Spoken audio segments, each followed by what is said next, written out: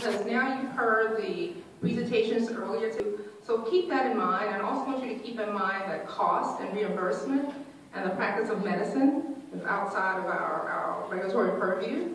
So while keeping all these things in mind, I want you to answer the question. What is one message you would like to leave with FDA? I got this. All right. I think about it a lot. I have great respect for the FDA. What I would like the overarching message to be is we are all in this together. So, as a point you made earlier is, we rely on the FDA to help us ensure that we don't have fraudulent products, that they meet the claims that they, say they will, etc. But again, we are an enormous, as patients and caregivers, we're an enormous source of passion and perspective. And I know that is here at the FDA as well. So I consider it, I hate the word synergy, let's call it force multiplier. Together we will achieve so much more. Disease, especially cancer, because it is just as impactful and it's just as dangerous as cancer, and therefore we need to have a greater emphasis on how we get to being able to effectively treat this for future generations. So thank you very much for what y'all are doing. Thank you. You're welcome. Is there anybody else that wants to, Sharice? Yes. That was Howard Lee, right? Okay, Sharice? I think that, a lot of people say, ask, how are you doing? Well, I'm doing fine, but if you take a look at me, I look like I'm fine, but I'm not. There are 30 million people in America just like me. Please move with urgency with improving tools, devices, and medications that will help improve the quality of life for myself and the other 30 million people living with diabetes. Great. So we're at that 3 o'clock mark, and I do have, I guess I said that was my final question, but I do want someone else. Can I say something real quick? Sure. I'll be brief. And I know, don't hate me for this, please. I know reimbursement may not seem as belonging in the mission of FDA, but here's a thought that I'd like to leave, because at the end of the day, what good is a product or a drug if it cannot be accessed after it's available in the market? So I was super inspired when I heard Dr. Elias speak a few weeks ago about how there's been a creative and intentional movement towards trying to get the sponsors to look at economic studies along with safety and efficacy analysis, so that by the time the drug or the product moves through the pipeline, then it is in a place that's closer to a reimbursement reality. I would love to see more of that, and I would see the two agencies and other payers also become more involved, because at the end of the day, it's great moving these things through, but it's also critical that they be accessible. And one final thing, which I know that those who cannot watch us know are very passionate about, that I want to bring forth again, and it relates to some degree to the interagency collaboration, has to do with stronger enforcement to make sure that any non-compliant product out there absolutely does not fall in the hands of patients, because we talk about it a lot. So thank you so much for having us today as well. And if I may, just quickly, I would love to leave you guys with, as a caregiver, a parent of a type 1 diabetic. 2 summers ago, Jonathan went away to a diabetic summer camp. And it was the first time in years my husband and I, we actually got to miss our son, just miss him as a person, because we weren't monitoring his diabetes for 24 hours a day. So I'm so thankful for the FDA for keeping us safe. I really and truly am. And as technologies and treatments come through the pipeline, I would love for you guys to remember that the A1C is important, but just as important is keeping families together and keeping families happy and keeping marriages together. That the ripple effect of living with type 1 diabetes, it affects all of those aspects of a family, not just the A1C. Thank you. Oh, and you know, I saw Ruben's hand, and you know what? I was going to have a second part to my question, and it was exactly where you left off, not just A1C.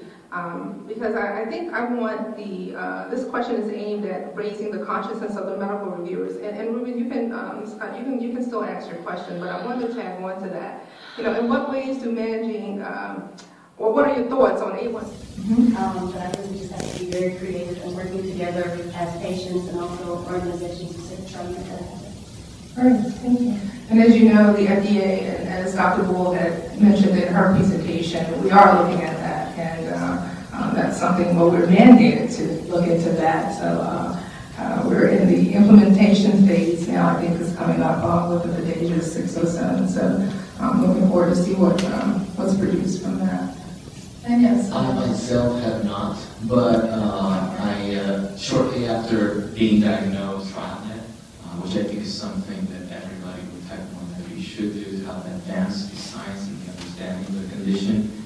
Now, as a Hispanic, but for some of the very same reasons I cite with the need for a lot more diversity, I was pretty shocked to see in some of the recent advisory committees as well that yes, there's a severe shortage of data from minorities, which is where the highest incidence is. So it's like, hello, we need to fix that. Now, I think sometimes when we say diversity, we, in the case of Hispanics, we think bilingual or multilingual for that matter. And I think it goes beyond that. I think it's about being really multicultural. So whether it is recruiting through churches or through promotoras or like really getting creative in terms of how to reach out and engage patients. One thing that occurred to me recently and resonated with the conversation about clinical trials a while back was there's this trend thing now with food trucks, right? They're everywhere. And how about clinical trial drugs? Like trying to really meet people where they are instead of expecting everyone to go to work. We're waiting for them. So those are my 2 cents.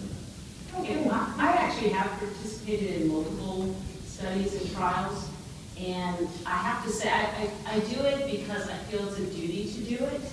I know it's very important, and I know that I have benefited from others who have gone before me who have done it, but I've got to tell you, it is an unbelievably difficult undertaking.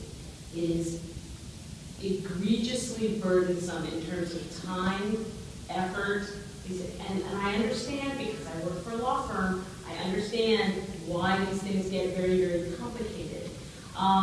But you need to make it easier for people. We get the information out there, make it easier for people to know what's available, the people who can enroll. But for the participants in it, if you want to maintain, people from the beginning to the end of the studies that are not just dropping out because they have complications, but because it's incredibly burdensome, you need to make it easier for patients to participate and to streamline it. Great. And Adam, you have something you want to add? Yeah, just to add one little thing. I also have not participated in a trial, so I do think it speaks volumes that 3 of the 4 speakers on this question have not, which I think speaks to how hard it is as a patient to know what trials are out there. ClinicalTrials.gov is profoundly not patient-friendly. It's hard to find trials. The trials aren't updated frequently. Even patients who are in the know and who are on social media, we don't find out about trials, and often you don't qualify for them. Your A1C might be too low. You might not meet the inclusion criteria. So I love that the FDA, wants to do studies and gather data, and it's so critical that we make sure devices are safe and effective in drugs. But trials ask a lot of patients and of companies, and I think that's something critical that we need to keep in mind. And just to touch on the risk question real quick, I think those of us with type 1 on the panel and anyone with type 2, we have enough drug on board to kill us at every minute. And that's a really big risk that we as patients take every day. And, one of the biggest errors that patients make is in carb counting. And you ask diabetes educators how many carbs are in this, and they get it wrong every time. Not even the experts can figure it out.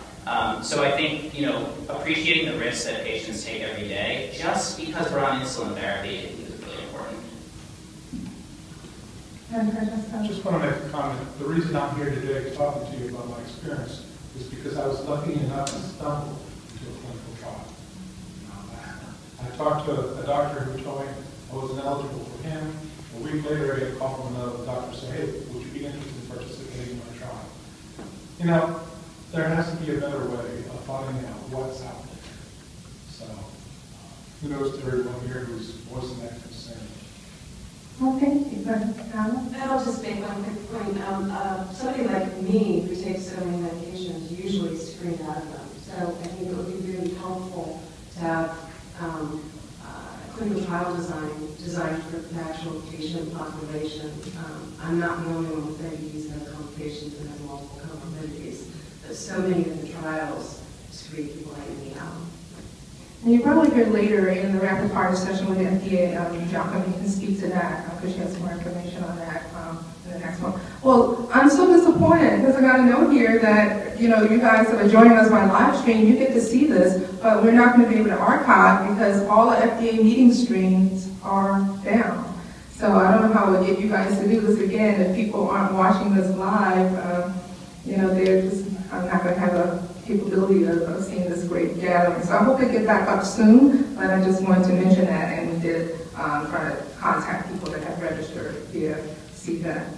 My next question is around, let's see, I think we've talked a lot about A1C, so let's go to this question for me. If you were to write a consumer report for diabetes, I think my colleague Patricia Beeson, she talked a little bit about that, but I want to go a little deeper into her comment about a consumer report. What would you include in it? Specifically, what information do you want that you cannot find or that you lack access to? And for example, accuracy of medication delivery, inclusions. What would you write in your consumer report if you could do that? So who wants to tackle that first? Okay, Adam, go ahead. I think this is a really cool idea. Unfortunately, I feel like most patients just don't look at package inserts. They don't look at labeling information. The print is small. It's hard to unfold the map that is packaging labels. When we test new products at Diatribe, we apply this test. Can I set this up without an instruction manual? Because that's how easy products should be, right? We all are in the world of iPhones and iPads, and you need to pull it out of the box, turn it on, and a 5-year-old can get it up and running. And that's how our medical devices should be. They should be that easy. And I think it's really hard from a patient perspective to expect people to read through 300-page manuals because none of us want to spend more time on diabetes. We're doing it 24 hours a day. So the most we're going to read is a 1-page guide, a 1-page quick start. The most we're going to look is scroll through an app that has a quick start guide. Just because we spend so much time on diabetes, and if I have a problem with my pump, I forget how to unlock my Animas pump.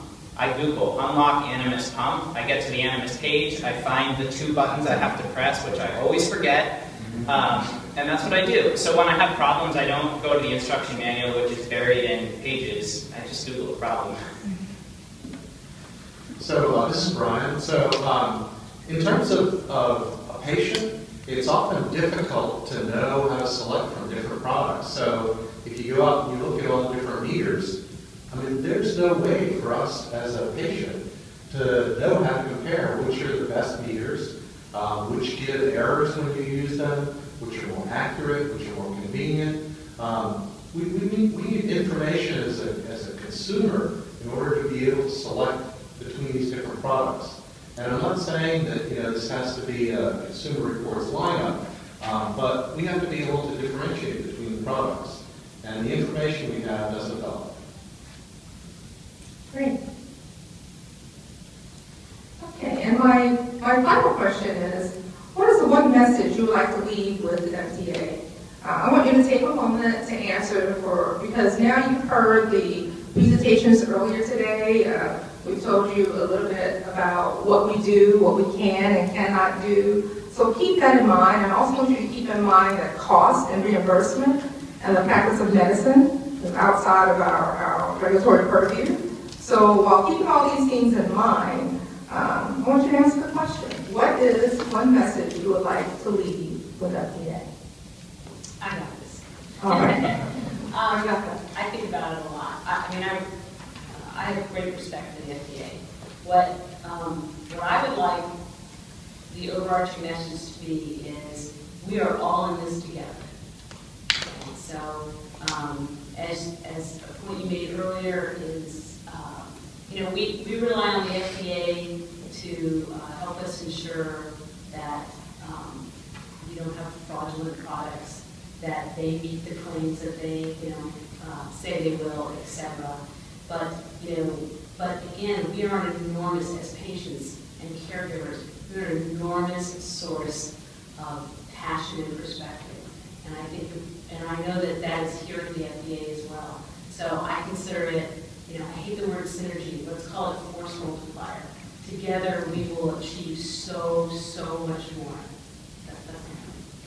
I've had the privilege of speaking all over the world and sitting on panels in many venues. This is the first time I've ever had an opportunity to talk about my experience as a diabetic, and to have it done here and to be a part of this, even at my age, is certainly a gratifying experience. So I'd like to leave a word of appreciation to Ms. Cleta Jeter and to Kelly Close for making it possible for us to come and share our thoughts. We have to raise diabetes to the same level as other disease, especially cancer, because it is just as impactful and it's just as dangerous as cancer, and therefore we need to have a greater emphasis on how we get to being able to effectively treat this for future generations. So thank you very much for what you're all doing. Thank you. You're welcome. Is there anybody else that wants to, Sharice? Yes. That was Howard Lee, right? Okay. I think that, a lot of people say, ask, how are you doing? I'm doing fine, but if you take a look at me, I look like I'm fine, but I'm not. There are 30 million people in America just like me. Please move with urgency with improving tools, devices, and medications that will help improve the quality of life for myself and the other 30 million people living with diabetes. Great. So we're at that 3 o'clock mark, and I do have, I guess I said that was my final question, but I do want someone else. Can I say something real quick? Sure. I'll be brief. And I know, don't hate me for this, please. I know reimbursement may not seem as belonging in the mission of FDA, but here's a thought that I'd like to leave, because at the end of the day, what good is a product or a drug if it cannot be accessed, after it's available in the market? So I was super inspired when I heard Dr. Lai speak a few weeks ago about how there's being a creative and intentional movement towards trying to get the sponsors to look at economic studies along with safety and efficacy analysis, so that by the time the drug or the product moves through the pipeline, then it is in a place that's closer to the reimbursement reality. I would love to see more of that. I haven't seen the two agencies and other payers also become more involved, because at the end of the day, it's great moving these things through, but it's also critical that they be accessible. And one final thing, which I know that those who cannot watch us now are very passionate about, that I want to bring forth again, and it relates to some degree to the interagency collaboration, has to do with stronger enforcement to make sure that any non-compliant product out there absolutely does not fall in the hands of patients, because we talk about it a lot. So thank you so much for having us today as well. And if I may, just quickly, I would love to leave you guys with, as a caregiver, a parent of a type 1 diabetic. 2 summers ago, Jonathan went away to a diabetic summer camp. And it was the first time in years, my husband and I, we actually got to miss our son, just miss him as a person, because we weren't monitoring his diabetes for 24 hours a day. And I'm so thankful for the FDA for keeping this study. I really and truly am. And as technologies and treatments come through the pipeline, I would love for you guys to remember that the A1C is important, but just as important is keeping families together and keeping families happy and keeping marriages together. That the ripple effect of living with type 1 diabetes, it affects all of those aspects of a family, not just the A1C. Thank you. Oh, and I saw Ruben's hand, and you know what? I was going to have a second part to my question, and it was exactly where you left off, not just A1C. Because I think I want this question is aimed at raising the consciousness of the medical reviewers. And Ruben, you can still ask your question, but I wanted to tag on to that. In what ways do managing, or what are your thoughts on A1C as a predominant way to evaluate diabetes management? And I'm really thinking about, as we think about approving safe and effective biologics, which insulins fall under, drugs, which are pills or powders, and medical devices, what else should be captured from the patient perspective as the medical reviewers are reviewing these products? I want you to have this, in the back of your mind. You're trying to raise the consciousness of the medical reviewer. What would you want them to hear? And we already know your thoughts on A1C as the predominant way, but you can repeat that. But I want to hear about that. So while you're thinking about that, I want to go to Mr. Scott, and so you can go back to the other question. But I want you to think about that, and here's what you have to say. Well, my thought is that I'd like to leave with them is to know that in the community where I live, people are just fed up. We're just tired, sick and tired of being sick and tired. And to get the information, sometimes it comes late, sometimes it doesn't come at all. But as long as there's a way for us to get it and understand it, and like Adam was saying, make it user-friendly. So it's not so hard, and then there's not so many complications. Because the people that I deal with, they won't even go to the doctor because they don't want to hear that word that you're diabetic or you're pre-diabetic or you're going to have to take a shot. People ask me every day, how do you do that? I said, well, I have to live with it if I want to live. So that's just what I want to say, and I appreciate being here, and thank you for hearing our voices. Well, thank you. I think we probably exhausted you guys, right? If anybody wants to comment on my last question, you may, but I want to just thank you all if you do not. So does anybody want to comment on? Okay, Well, you've already heard me talk about A1C already, so I won't belabor it too much, but just in terms of other things that are important, time and range, we now have pretty accurate continuous glucose monitors. Measuring time and range, I think, is a particularly helpful potential alternative measure. But also beyond time and range, we've known for a while because prandial glucose has an impact not just on A1C, but quality of life. That's absolutely critical. Also, non-glucose related hormones that are affected by diabetes. So there are a variety of satiety hormones that are impacted. We have a very significant increase in eating disorders, especially among young girls and adolescents with type 1 diabetes. There are a variety of hormones that are impacted with diabetes, but they're not even considered important. And my fear, and I think that if you look at all the Me-Too drugs on the marketplace, which is borne out, my fear is that there are so many other treatments that could be being advanced, but aren't being advanced, because if you're a venture capital firm or a pharma company, you're looking at which drug do I want to license. Do I want to license a Me-Too drug that impacts A1C, or do I want to license a drug that affects something completely different that's going to have a more challenging regulatory pathway? Then you're going to go with the safer bet. As a result, we're living without potential cures that aren't being advanced in clinical trials, and that's something that FDA can be incredibly, incredibly helpful.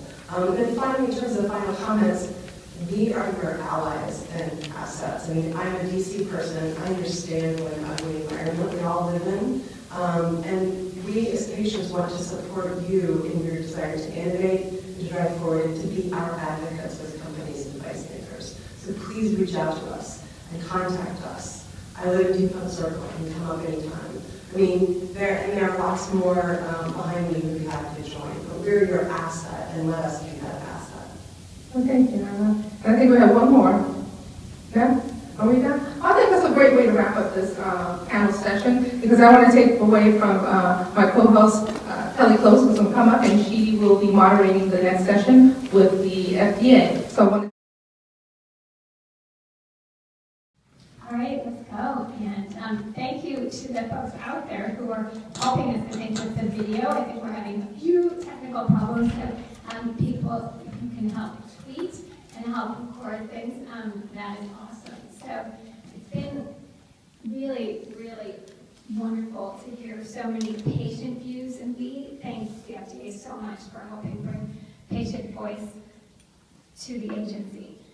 We really do understand how incredibly under-resourced the agency is. You are public service, you are heroes in our eyes for all that you are trying to do and make happen. And we're really excited to get to be here and talk to you a little bit more.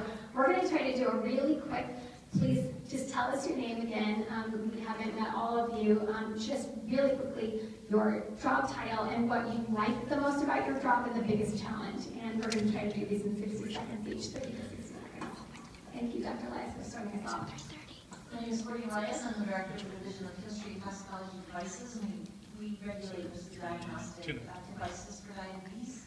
I think one of the things that I like the most about my job, I've been here for about 11 years, working in this group, is that I get to learn new things every day, and learning things really helps not only me do my job better, but us to help promote and protect public health better as well.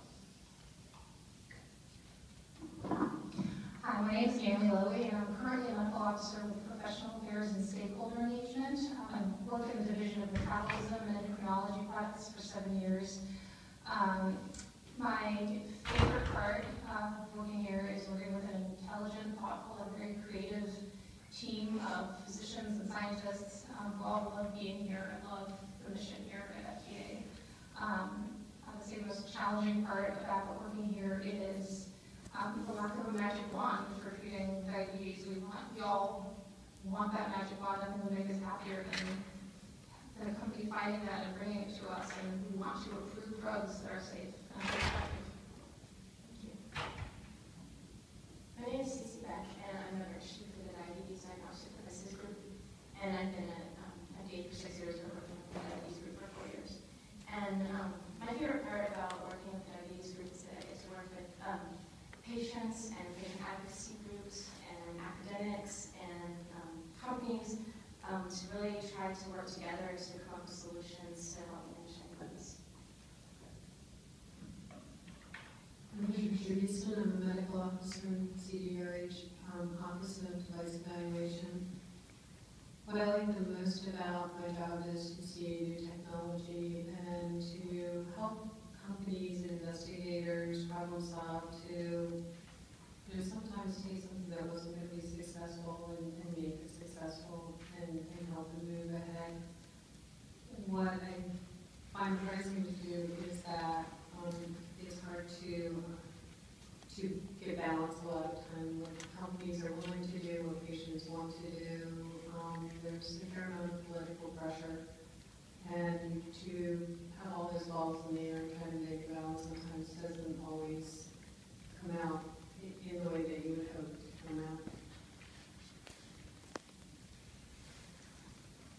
Hello, I'm John Cookball. I serve as a member of the Commissioner's Senior Staff and a Principal Advisor on Minority Health. I direct FDA's Office of Minority Health, which is a relatively young office that was mandated under the Affordable Care Act. So we'll be celebrating our 5th anniversary in 2015. What I like most about FDA is that both from the standpoint of scale and scope, the impact of what you do here can be so profound. I think we also have the opportunity to be the voice for things that aren't being done and to bring a human face to issues such as unmet needs. It's interesting to me because I think over the past 5 years we did a very cursory look back at recent approvals in diabetes. Not a lot of approvals, but we're still here talking about unmet needs and things are not where they need to be. And so we could be waving the flag saying, look at all these new products that are on the market. But at the same time, have we really addressed the fundamental problems that patients face on a day-to-day basis? I think that's why these kinds of meetings and hearing your voices is so critical. So I want to thank you all so much for being here. And I think that, to me, the big takeaway is that this is just the start of an ongoing dialogue, one that's already taken place, but hopefully we go forward in a much more strengthened way as we go forward. I've just been really amazed at the things that we've heard today from the patient perspective, and I think these are things that game-changing, but will certainly add a deeper dimension to our internal deliberations and our interface on the public's behalf with regulated industry. Yeah, thank you so much for those responses, and especially the last one, really acknowledging that it does go beyond everything, all of the approvals that we are seeing this year. It has been precedented, you're right, especially on the drug side, and how fast technology is moving is absolutely unprecedented. That is amazing for patients to see, and we do have to come together as a broader community to make sure that we're impacting all of the pieces that go together so we can take our medicines well, so that we can get into the trials, so that we can move all of these things forward, so that we can also understand more broadly how the rest of the sectors need help from all of us, and also probably much beyond all of us as well. Getting many other agencies involved and probably many other foundations. Is to try to make sure that that information is always accessible to patients. Yeah, and what's hard is that adding value, like for each patient, I mean, all of the patients in the world have in common a diagnosis. And, then their lives are all really different. So there's not going to be a one-size-fits-all. But I think there are a lot of interesting things that the diabetes community is excited to get back to you on that front about. So, I just wanted to give you an example. I mean, if I took a bunch of people in a room who were using insulin pumps, I would pretty much bet the majority of them can't tell me the time it takes for their occlusion alarm to go off, the rate that it'll deliver 20 units of insulin. And for different pumps, it's amazingly different. But everybody sort of assumes that the devices are all the same. And part of the goal for labeling and information is for patients to really understand the device. And I'm sorry that the manuals are really big, but sometimes that if you don't understand that information, you can't make the best choice in how to use that device.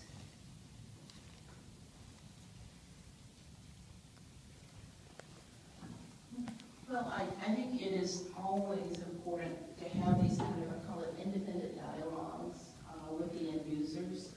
I think we really have to be clinical outcomes focused because you can have control of a metabolic measure or a measure such as hemoglobin A1C and not actually tie into the patient's big picture as to are we having the kinds of positive long-term impacts and outcomes that we want to see? Are we preventing neuropathy? Are we slowing the course of some of the more critical complications of what it means to be a diabetic? And so I think having these conversations, aside from when we're captive at the table with regulated industry, is just a really important added dimension for us in FDA, so that because ultimately our mission, we're about protecting and promoting the public health, and we act as an advocate, as a surrogate, as on behalf of and the approval. I think actually we call it an accelerated approval, is conditioned on the sponsor getting additional data based for trials. So they get the approval, but then there's more data that they have to generate, which is different. And I thought Pat brought up an extremely important point, that when we start to get things conflated with what's happening in Europe and what's happening here, that they're not, we really are talking very different regulatory frameworks. No, and we totally get that. I mean, it is interesting though, so take Tresiba. I mean, Tresiba is available in Europe, it's not available here, and I understand there are differences in how the regulatory world's located. It might have been interesting to think about, could it be used in type 1 versus type 2, or and it's not so much about Tresiba itself, it's about Tresiba is delaying Ideglira. Ideglira is this amazing transformational drug that is available in Europe. I don't want to get us caught up in one product, but just to say, I don't know if at the advisory committee meetings, if the people who are advising FDA, who are out there, who are not involved in drug development, always realize what can happen when things don't move forward at all. Anyway, but I don't want to get us caught up in the lingo. But go ahead, Dr. Liz. It is important that, for us to always realize that people that are advisors for patients don't always realize our definitions or the pathways that might exist. I do want to clarify, though, the devices does not have authority for things like conditional approvals. We have put out 2 draft guidance documents meant to try and get at some of the same things. One is the pre-post market balance guidance. This draft guidance proposes that FDA would try and shift in a way that's still safe for patients some of the requirements into the post-market phase to try and advance and promote the availability of new devices on the market. The other is an expedited access PMA draft guidance, which is meant to talk about a regulatory pathway where companies can come and if they have sort of a novel device for an unmet need or a new modification of the device that does something different, that FDA can work very closely with the companies to try and speed up that pathway to get to market for those devices. So there's a couple of tools that we proposed to try and get it. Cool. No, thank you so much. And I wonder if you and Dr. Beck, we've been really impressed with how FDA has been using big data, and we've especially been seeing that on the device side. I wondered if you could talk a little bit about that.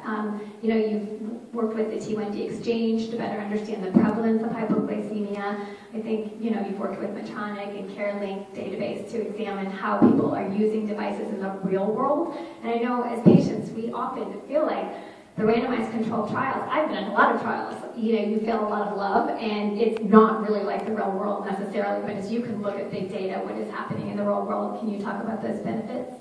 Sure. So I wanted to really hear what it was like to be in the clinical trial, and I think that was a really powerful point.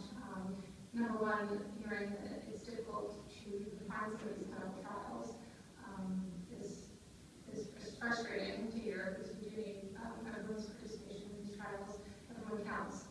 And hearing about just how difficult to go through the process of the clinical trial, which, I don't know that is the case for everyone. I think some people who are in clinical trials do feel like they're being taken care of very, very well. So I don't know if that's universally everyone's experience. And then a big takeaway for me. You might have had a effect on some of it. I'm sure there's a big continuum about how people experience trials. It's good to hear the edges of the middle. And then the frustration that I know will take away, the frustration hearing from the patients about how they work so hard and to do so well in managing their diabetes and not being able to necessarily translate that into a great goal for themselves, into great results. Cool. Population, really a lot of diversity in many different ways. And I wonder, is there room for FDA, you think, to have some patients take on more risk if they want to? I think many patients, as we've heard, feel like they're walking a tightrope every day and already taking on lots of risk. So just wondering how you would feel big picture about FDA engaging the diabetes community about their tolerance for risk when it comes to better diabetes treatments. You could comment on this broadly. I think we have thought about if you have incredible hypoglycemic unawareness, like I do, I'm more eager to take on more risk related to technology than someone else who might not be, who is more recently diagnosed. Maybe if you're, you might think that there is a lot of risk with a certain insulin. Maybe there is more risk for type 1s. Less type 2s, etc. Just would love to hear some comments on that broadly. Okay, thank you. And I do also want to thank all of the patients, patient advocates who spoke. I think that as a clinical reviewer who has been stuck in the data of some of these clinical trials, it's really, really refreshing to hear your stories, and it's really powerful. So thank you very much for that. And along those lines, I think that engaging patients in general, so is patients that we're trying to help is always a good idea from a CDRH perspective.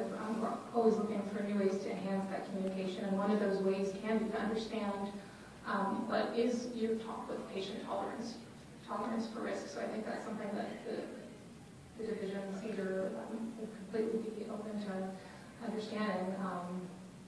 And we will work with the Office of Health and Constituent Affairs to bring those concerns forward and to make sure that those concerns are addressed in a complete and timely fashion. So, yes, that's something that I would definitely be open to. Yeah, even to us, like, you want things to be zero risk. There's no way that things can be zero risk. And we attempt to make it that way, but can we help you at all? Again, I think the differences in patients, it's hard to improve therapies for all people with diabetes. So, in terms of exploring conditional approvals as a way to get things out there, it sounds like there might be more openness to that.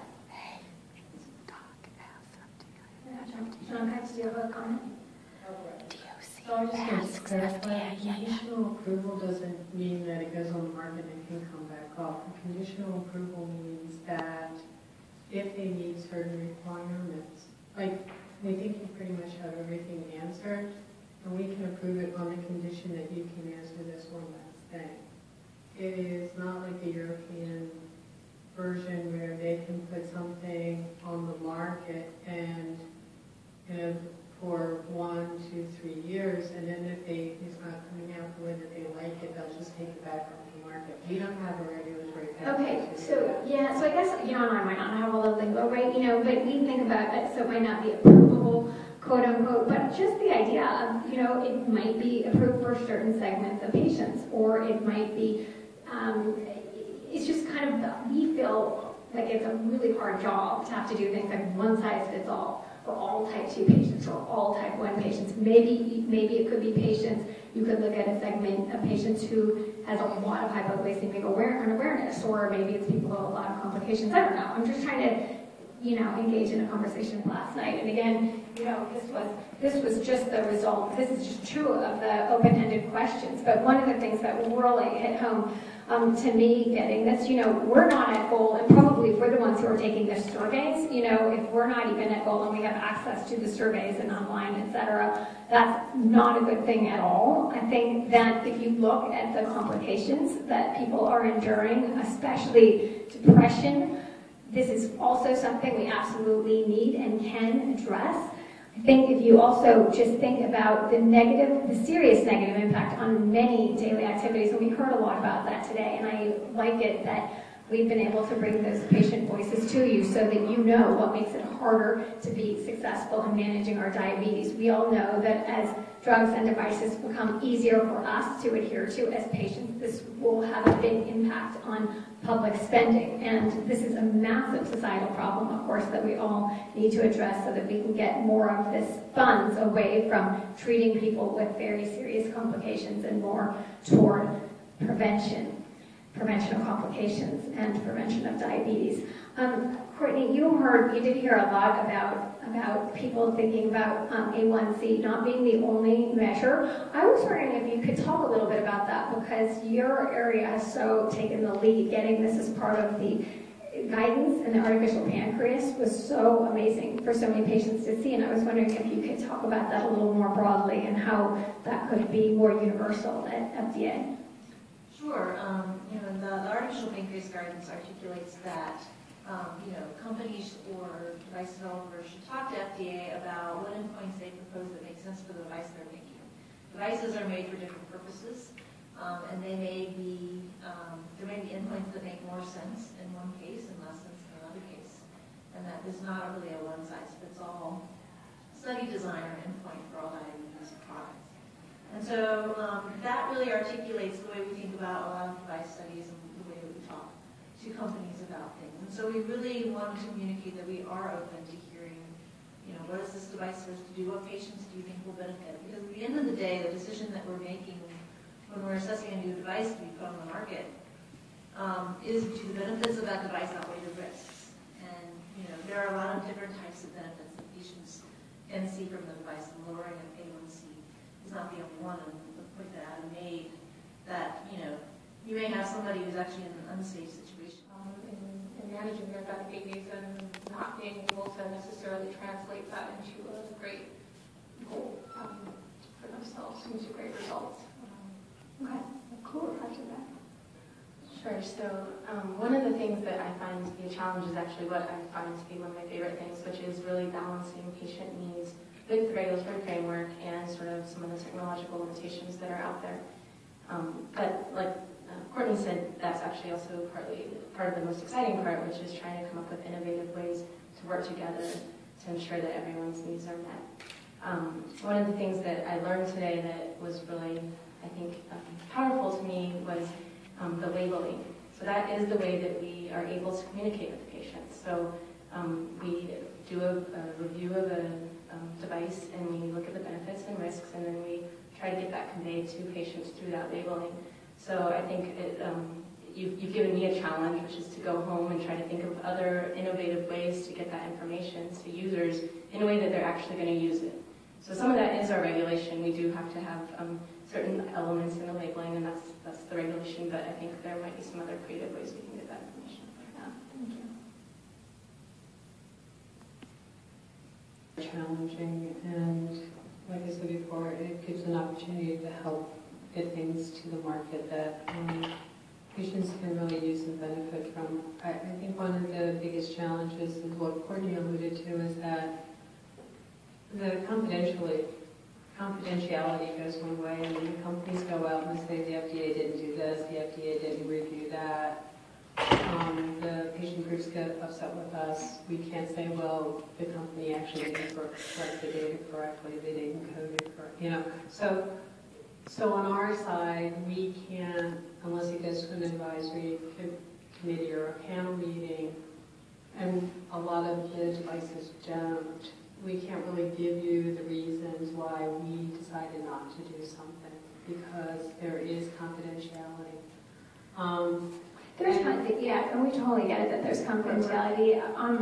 But the more that patients advocate to understand more of the details that you can share is a good thing that we are seeing more transparency. We're happy about that. Right. That's a big frustrating thing. So when you're sitting somewhere and somebody says, "Well, Dr. Easter didn't do this," or "This quote's what I said," and you really can't stand up and say, "Well, that's not exactly the case."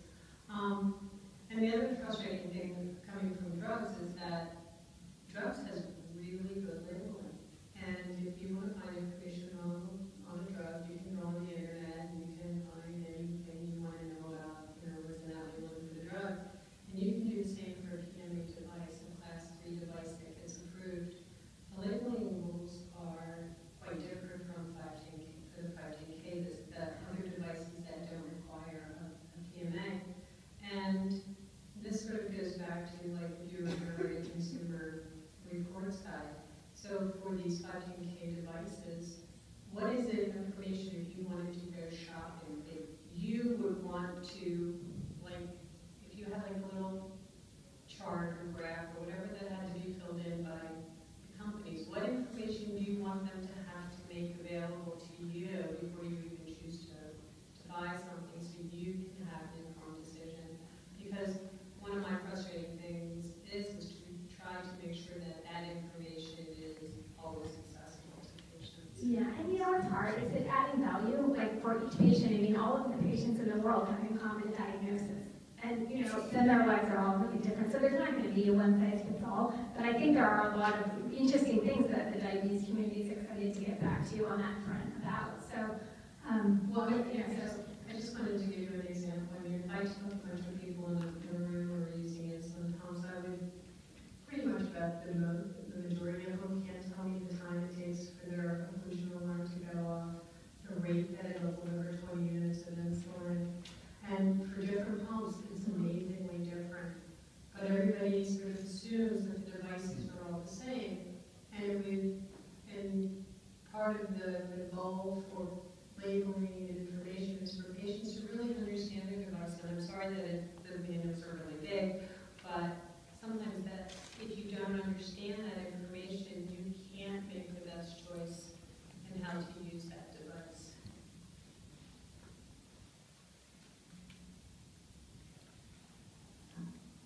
Well, I think it is always important to have these kind of independent dialogues with the end users. I think we really have to be clinical outcomes focused because you can have control of a metabolic measure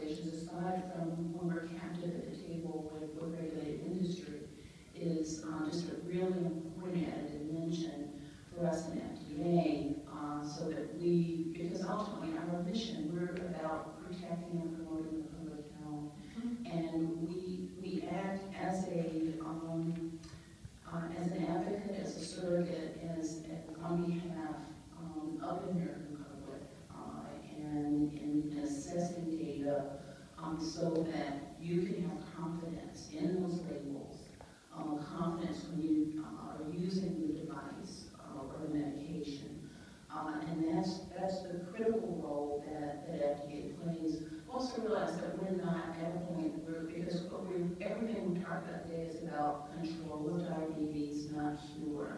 And I think we also have to have aspirational goals in this space as well, in terms of where we would like to be, not just that we're getting more Me-Toos in the different classes of drugs that we have now, but that we're actually moving toward things that are game-changing. Yes, absolutely. And I love hearing the goal for us all to think in a really aspirational way, because we're all staying older longer. You know, when I was diagnosed, you know, I was definitely going to die 15, 20 years sooner than all of my peers, and that's not actually true anymore. The Great Turbo Orchard has showed us this data that in type 1 that has narrowed incredibly, and in type 2 it also has narrowed incredibly, and everyone is staying older longer, and we want to be doing it in a healthy way, not creating an elderly unwell that will make it even more unsustainable for the public health system. So I'm so grateful to hear you challenge us all in that way, Tonka. There's a couple of more device questions specifically, because we have Dr. Elias here. One of the things that we're seeing from patients, obviously, on blood glucose monitoring accuracy, we know that patients talk a lot about wanting greater accuracy. Obviously, we have to do our part and learn better how to count carbs and washing your hands, all of that stuff. But how do you guys think about it? Because I guess that we don't always realize as patients, maybe there's guidance that the accuracy is so hard and maybe the meters will have to become bigger or a bigger drop or a longer time, you know, and patients also would probably complain about that, and that also might affect adherence to what we're supposed to be doing. Can you talk a little bit about how you juggle those things and what the decisions were on isofronts, et cetera? Sure. You know, we think about those things a lot when we're putting out things like our guidance document. We don't want patients to have to deal with longer testing times, bigger drops of blood, or anything different. So we made an assessment based on our conversations with people from the industry on the likelihood of those types of things happening in our proposals. We also are lucky in that we got specific feedback from the industry on what they believe they can and can't do. And you know, all indications are that they're not going to revert to longer testing times. Okay. They're not going to revert to, yes, I think that that's a tactical maneuver. Well, I think we worry about what they can do as well, you know, because look, I mean, there's enforcement problems, there's what CMS will pay for, you know, there's, you know, things that come into the system. It is a balance, and I think for us, we do want to make sure that the products are ones that the patient can use and will use, and adherence is good. And that's the reason the criteria is that we propose, the criteria we propose in the counter guidance is different than the criteria proposed in the healthcare guidance, because we're taking into account the capability of manufacturers to make large lot sizes. And they just aren't capable yet of doing that in the over-the-counter market with the types of sizes of lots they have to make. Yet in the healthcare market, the market share is so much lower, and the number of strips that they make is so much lower that the types of manufacturing changes that they would have to make are feasible in that area to do that. That's great. No, thank you very much.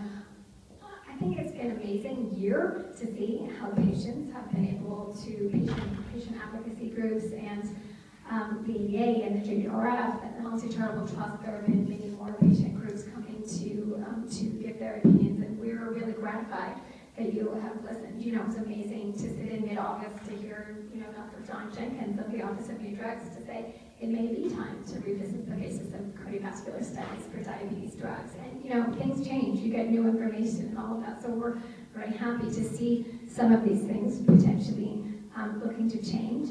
I guess just to end, you know, what would you all envision as a best case scenario for the diabetes community engagement with the FDA going out of this meeting?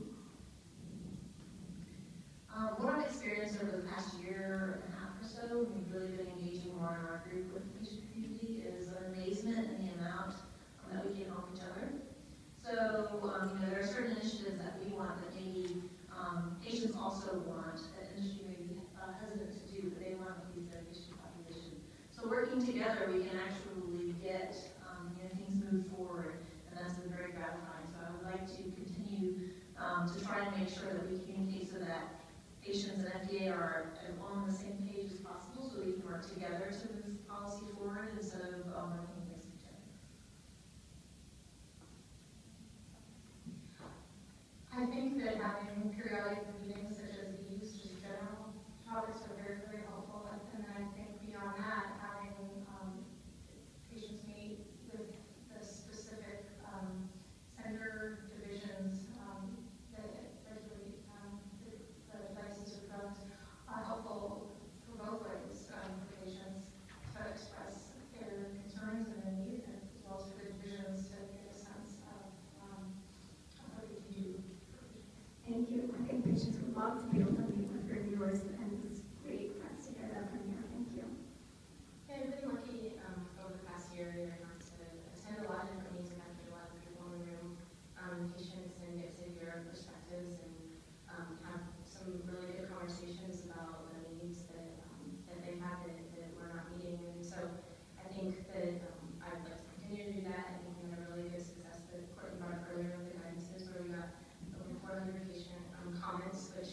really, we talked to a few people, Kelly as mothers, to kind of get out that word, and it issued kind of a challenge, and I think a lot of people did, and it gave us a really good perspective that we often don't get to see, and it helps us with for yeah, and we as patient advocates, many of us have conducted a lot of safety. I mean, the amount of time and effort that patients are using, and this is not their day job, you know what I mean? So it's really great to hear that was helpful. Thank you.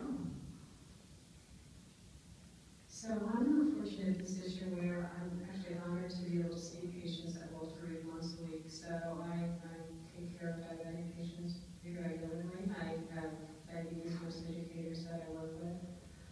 And I think one of the things that would really benefit both the FDA and patient advocacy groups is if they can work on giving better access to their physicians, the ones that have to care for them, and the time and the resources that they need to better help you better make choices and to better support you in the choices that you want to make. Because when I talk to my colleagues who are not in the same privileged position, they neither have the time or the resources to give you the care that they really would like to give you. So if you can advocate for them to have better opportunities, that would be a good thing.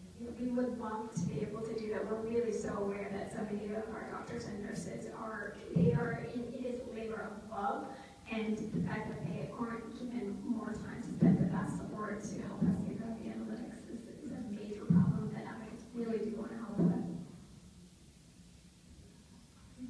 I think most of it's already been said in terms of how valuable this type of engagement is, because ultimately it's about what the patient experiences, that the healthcare providers have the information that they need to make an informed decision in care.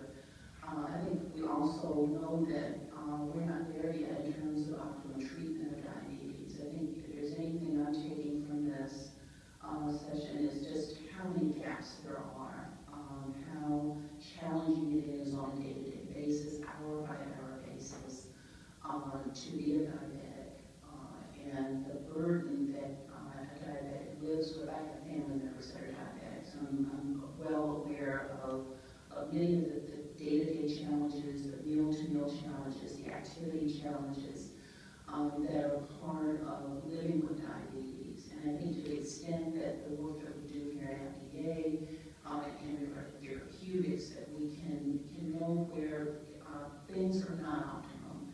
Because one of the things that I've learned in my almost 20 years as a regulator is that a lot of times just putting that energy out there about unmet need can almost be magical in terms of driving better choices, because the oil does go to the smoky well, as that old saying goes. So I think this is important. I think accountability for us as a public health agency working with regulated industry is a critical way that patients interface with FDA, because you keep us honest, you help us in terms of our role in working on your behalf to ensure that products are safe and effective, but also that we are keeping a very open, robust dialogue around the things that still need to be done.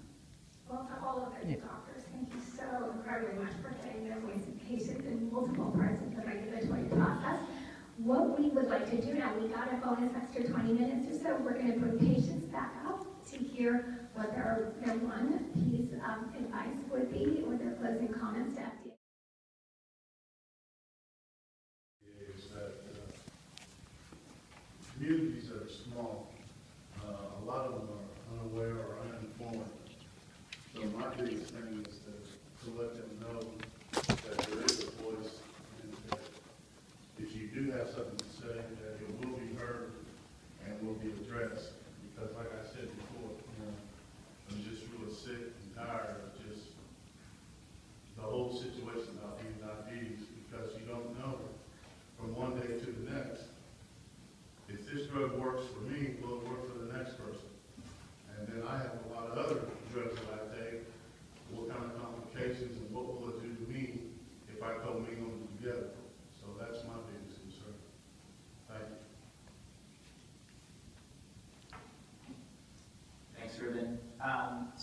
to salute you guys, Courtney and Stacy, for staying here. We know you have a hard job. It's so hard, and I think, you know, it's easy for us to talk about all of the challenges because we face them every day, but you guys have a hard job, and we want to help make it easier. So please talk to us. We want to help. I'd like to voice that also. Yes, you do have a hard job, and I think there is hope for everyone here. For me, it's been a very educational experience being here today. I didn't realize how complex diabetes was. I still discover some phenotype. But we're here to help, and we'd like to see this happen again, hopefully next year. I want to echo what's been said. I feel grateful to have the FDA have our back. But I'd also like to say that as patients, I think we have a responsibility to try to help out. So I'd encourage the FDA to try and work with the patient community to do a better job with the post-marketing surveillance, to actually engage patients more actively and effectively in the MedWatch program, to label things so that patients know that they can report side effects.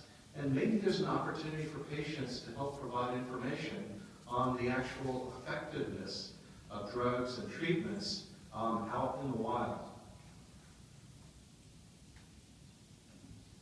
So I'm wearing my patient hat here, and my final comments are that to reiterate just how hard living with diabetes is. I think of myself as a pretty active and involved person in this community. I'm a scientist. I've been working in the field for a long time, 37 years in our family. And in the past 24 hours, my blood sugar's been above 400 and below 55. And it's real. And when I think about the incredible research that's coming along, I commend Courtney and your team, Alberto, Dr. Shuren, for the incredible leadership that you've shown to think beyond A1C and the different outcomes, hypoglycemia, time and target. I think JDRF and the community, as we look towards encapsulated islets and smart insulin, incredible advances that we're funding to cease here, thinking about these outcomes as well, will be very, very important, because there's no doubt that we need better treatments. One of the comments that was made on the earlier panel was about the users of pumps and how we may not know how quickly insulin is dosed. I don't know all the technical information about how a pump works, but I know that it has changed the quality of our lives drastically. And I'm looking forward to the technology that's coming through the pipeline, because I know that's going to help us tremendously as well. And as my family consists of 3 boys, my son has type 1 and 2 who, thank God, don't have type 1 yet. So prevention is also really something important, that as you see that come, that you take a look at that as well. And thank you guys so much for having us here today.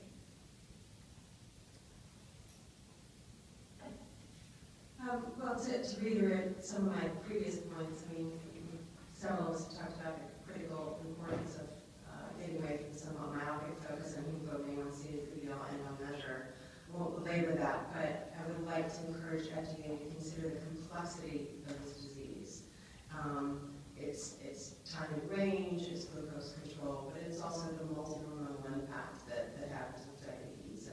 And the fact that as regulators, you have the ability to encourage companies to think more expansively about it, I think is a huge opportunity for all of us. And then. Okay, so if you want to stay seated here through my presentation, feel free to stay right there, and I'll go right into it.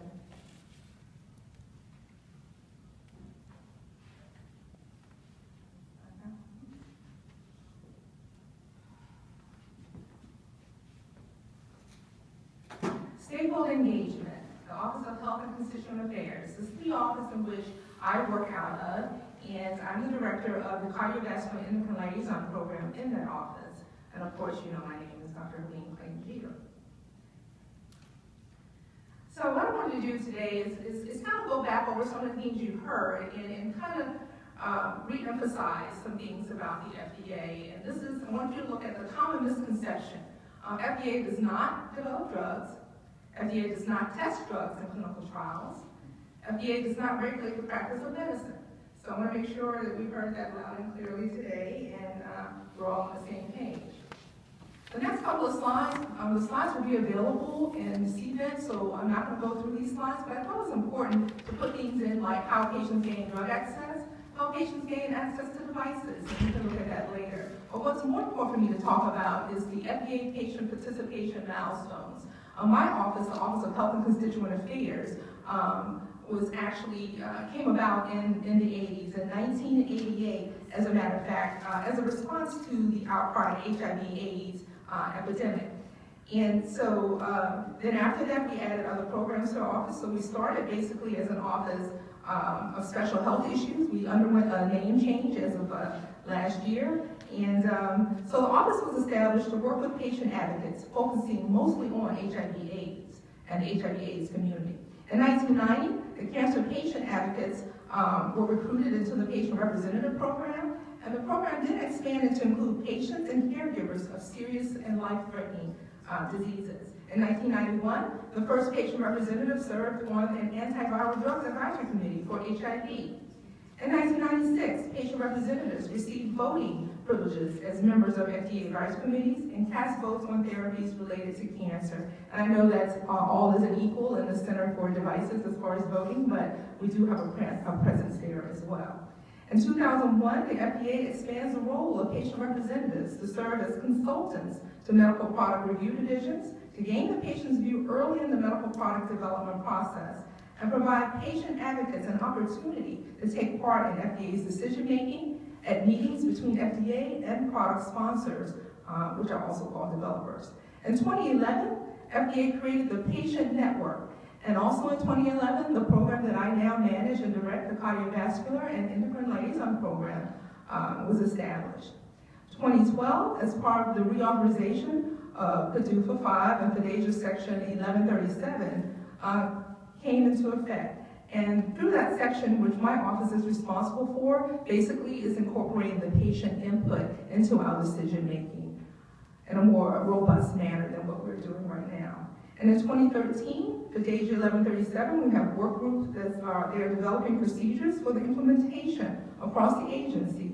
And so we have CBER, CDER, and CBRH all sitting at the table to come up with these procedures. And there's also the PDAGE 607 work group, which my colleague Janka will refer to, and her office is responsible for the implementation of that as well. And they're developing procedures for the implementation.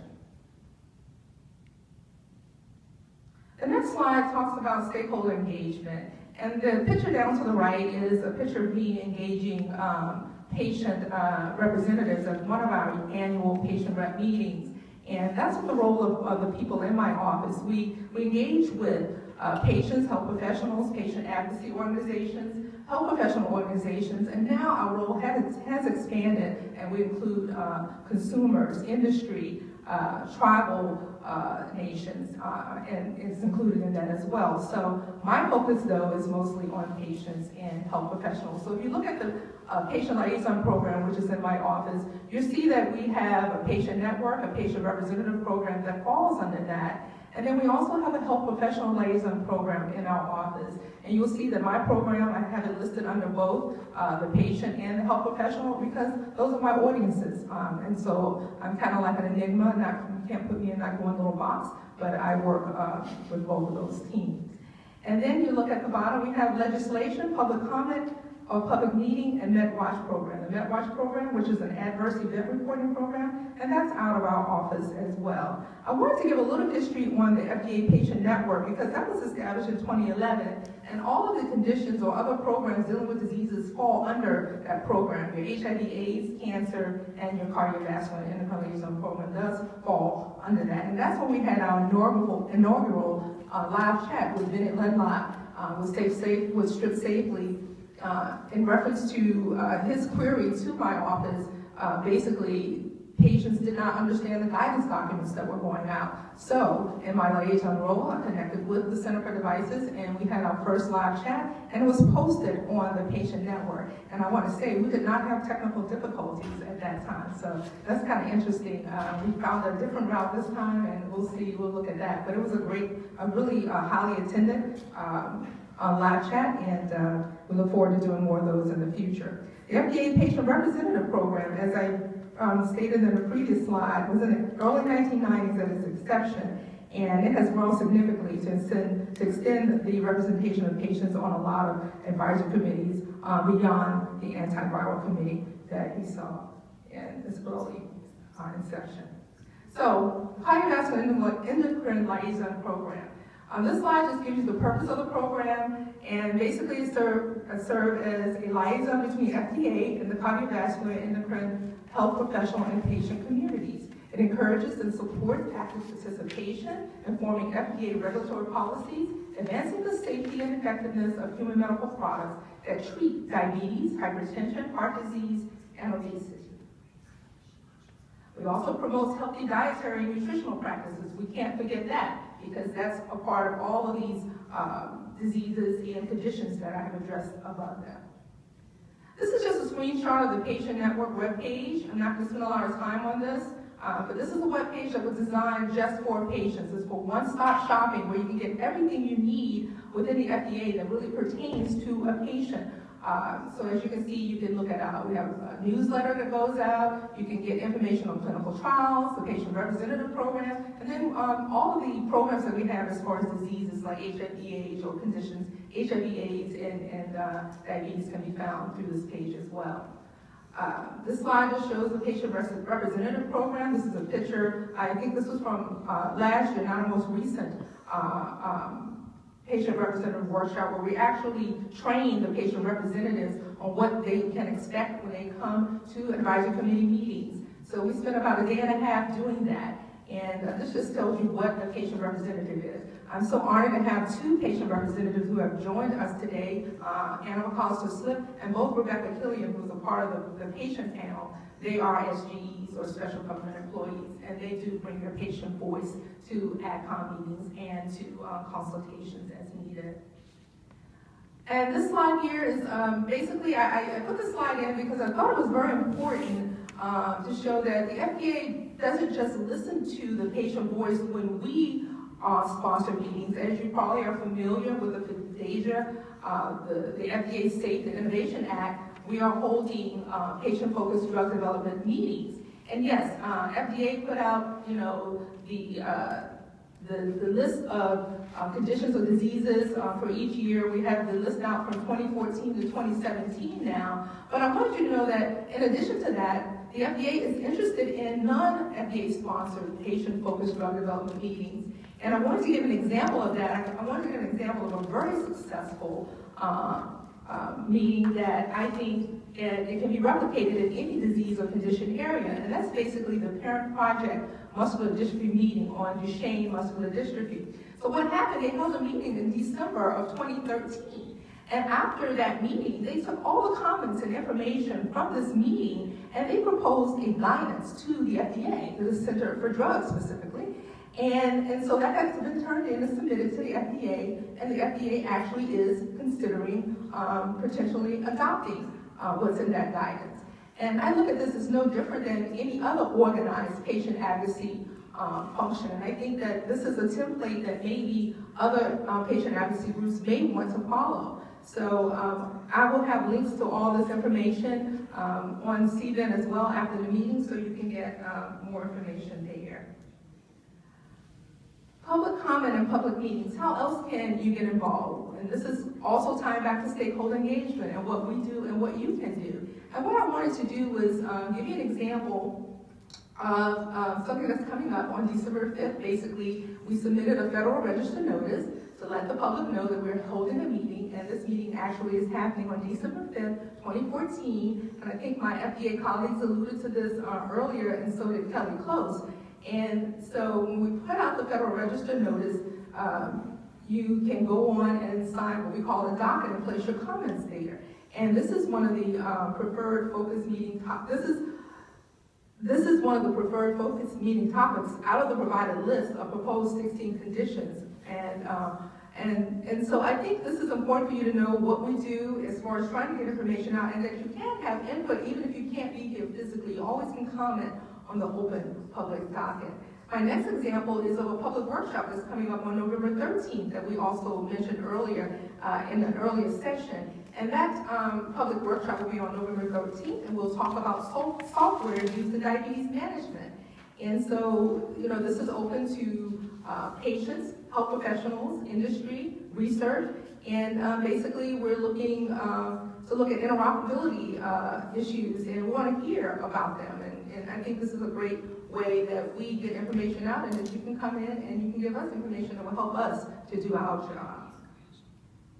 MedWatch, which is also a program in my office. MedWatch is a voluntary reporting of adverse events. I'm going to put up here a couple of ways that you can get that information into us. What we're trying to do is make it a simpler and a less complicated process. But MedWatch is the FDA's safety information and adverse event reporting program. Through MedWatch, through the FDA MedWatch, patients, caregivers, and consumers and healthcare professionals, they can report serious adverse events. You can submit the completed form, which is called Form 3500, to the FDA MedWatch system, either online, by fax, or by telephone. And I guess some of the questions, and I really want to spend a little time on this, and this is really the end of my presentation, because I think it's very, very important. We need to know when something is happening. But I guess a lot of times when I'm out talking to patients, they're like, how do I know if this is something I really should report to the FDA? So I want to give you some reasons, some questions, and answers. So why report to MedWatch? Well, the FDA is interested in cases where the potential for harm exists. Such reports help FDA identify and better understand the risk associated with medical products. Not all products have clinical data trials before clearance to market, as we heard earlier. We have limitations of clinical trials to identify safety signals before marketing. A number of patients tested may be too small to detect something serious but rare problems. And you know that clinical trials are relatively brief. So what should you report? You should report any event that is fatal, is life-threatening, life-altering. These are the types of things we want to hear about, because we feel as though if without the data, we cannot approach the issue and try to resolve it. You should also report things that are potential for harm or close calls. You should report things that causes a birth defect or requires prolonged hospitalization, is permanently disabling, or requires intervention to prevent permanent impairment or damage. Who can report? I'm going to repeat that again. Anyone with a serious problem can report to MedWatch. Patient, physician, pharmacist, nurse, dentist, consumer, you name it, you all can and should be reporting to the MedWatch program.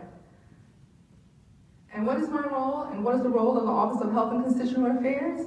We are your bridge. We look at our office as a bridge of FDA from stakeholders to the FDA. We're that bridge in connecting you guys. So we're bringing the information in and the queries in that you want us to hear about, and we're taking the information out that our medical reviewers are working on, that our different offices want to get out to you. That's what we do. So that concludes my presentation. So now let's get to the wrap up. It was quick and dirty, but I hope you got something out of it.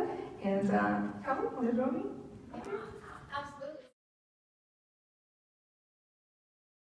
And I thank everybody for continuing to tweet this. And this actually is, I mean, it is a statement as well. There's so many our sisters and brothers out there, so many partners, caregivers, everyone wants to hear what's going on here, and what you have made happen. So we're going to wrap it up just by, we're going to put a couple of quick slides up.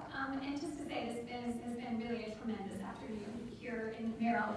And, you know, the fact that there have been so many people that are interested in what's happening, I think is a really great thing. And I think the fact that we've heard from FDA that they want so much more patient input is absolutely fantastic. So should we just go down very quickly, and we're going to give you some examples, right, of some things that happen. Well, I guess I want to thank my colleagues. I want to thank some people first, and then we can go through the slide.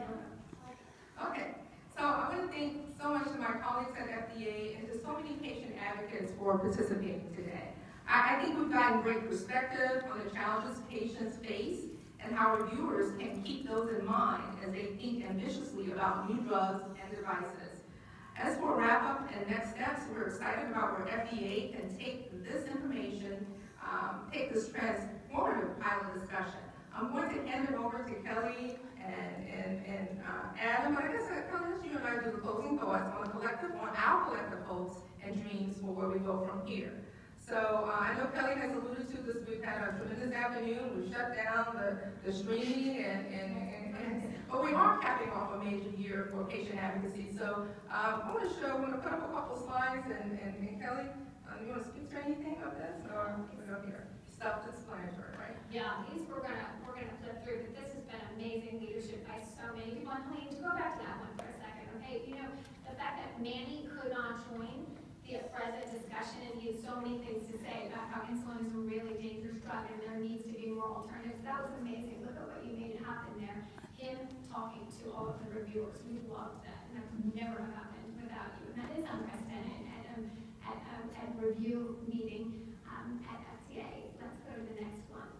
We've gone, you know, again, obesity is such a cornerstone problem for so many people with diabetes, not just type 2, many people with type 1 as well. But the fact that so many patient advocates could come speak at this one was absolutely central. And we're going to go to the next slide here.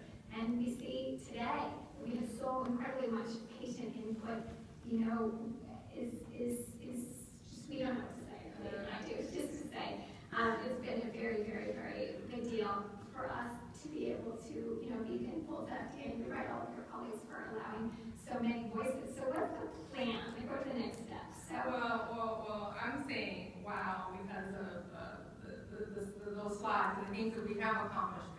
External patient advocacy as a moderator of the novel March live chat, and then the internal patient advocacy with securing Manny's remote access. You know, I just asked a question and the DFO said, you haven't done this before, but we'll give it a try. So, and then to the open public session of the present AdCom meeting where we had a huge patient lineup to speak there. So the FDA has stepped up stakeholder engagement with the diabetes community, and I look forward to more opportunities to come. Absolutely. So we're just going to talk about some of the plans as the last slide. I think there's one more slide. Yeah. So, because we've heard today, you want us to participate, and you don't want to make it only open to patients who can come to Washington. So thank you for making it possible to do this by webcast, by videos, etc. And maybe even making a little more time at some of the meetings for patient voice would be fantastic. We would love to see, as Anna and others alluded to, more conversations like this, and more with the drug leadership up in. I think we're teaming them up for that. I think I like this meeting because it was 10,000 feet high, and now the next meeting with the Center for Drugs, I think now they're ready. They know what to expect, and I look forward to that as the next step. Yeah, and it was great to hear, you know, really a lot of openness to discussion on more patient-centered study outcomes, building on the time and zone artificial pancreas guidance that the drug side has really pioneered. Absolutely. And then discussion, again, re-examining cardiovascular outcome trial guidance. This is really important because the FDA is advising all of these companies on how to spend hundreds of millions of dollars on these trials. And if it is going here, it's not going to other parts of research. So we were very happy at that meeting where ADA and other patient groups advocated for that. And just continuing the conversation offline and as well as online. So FDA would like to say thank you, and Diatribe would like to say thank you. And we thank you all for joining us today, and we hope that all of us are a bit more wiser and more informed and better educated because of this webinar. Thank you so much. It's here to share responsibility and a more collaborative and actionable partnership between patients and the FDA. Thank you very much.